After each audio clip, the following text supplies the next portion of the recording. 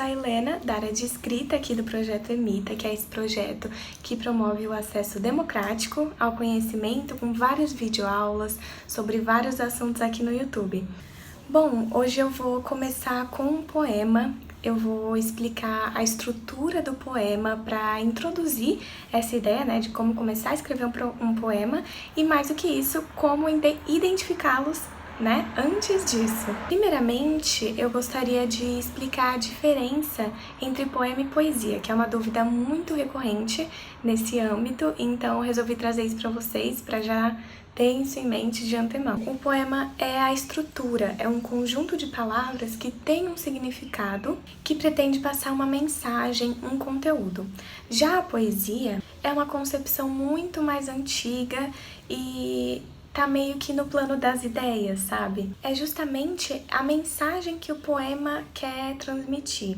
Ela é externalizada pela linguagem. Portanto, para resumir assim em uma linha, o poema é a forma pela qual a poesia vai ser externalizada, vai ser expressa, colocada para fora. Formalmente, ele é constituído de versos, estrofes, figuras de linguagem, rimas e métrica. Aqui eu tenho um adendo para falar que as rimas, elas não são obrigatórias, né, nesse processo, mas ainda é um aspecto bem presente, bem forte nos poemas. Por exemplo, principalmente nas composições mais contemporâneas, esse aspecto, né, da rima não é utilizado mais tão sistematicamente e frequentemente quanto era no passado. Agora vamos começar a entrar um pouquinho em cada aspecto desses que eu citei, da estrutura do poema. O verso é aquela linha do poema, é cada linha do poema que possui por si uma unidade de sentido. É basicamente isso sobre o verso. E a estrofe pode ser colocada como uma combinação de versos, e ela é classificada justamente por quantos versos ela possui.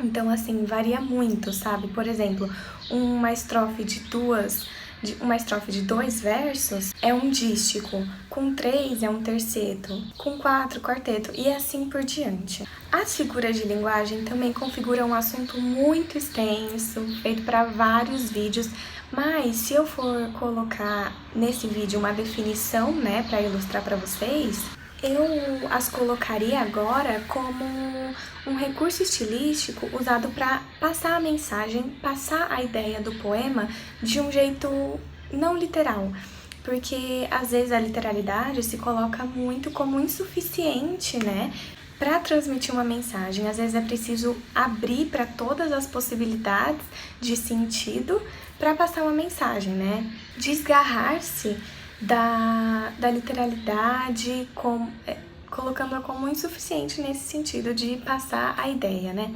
Mais pra frente, a gente vai ver os exemplos de figuras de linguagem, que tem muitas mesmo, mas agora estou focando só no significado como um todo. As rimas agora são sons, né, fonemas, como se pode dizer, parecidos ou iguais, e elas podem estar presentes ou no meio ou no final dos versos. E a partir da rima pode se tirar a sonoridade do poema, aquela sonoridade, aquela musicalidade, aquele ritmo que faz toda a diferença também, né? Como já comentei, há poemas que não possuem rimas, e aí os versos desses poemas são chamados de ou versos brancos ou versos soltos.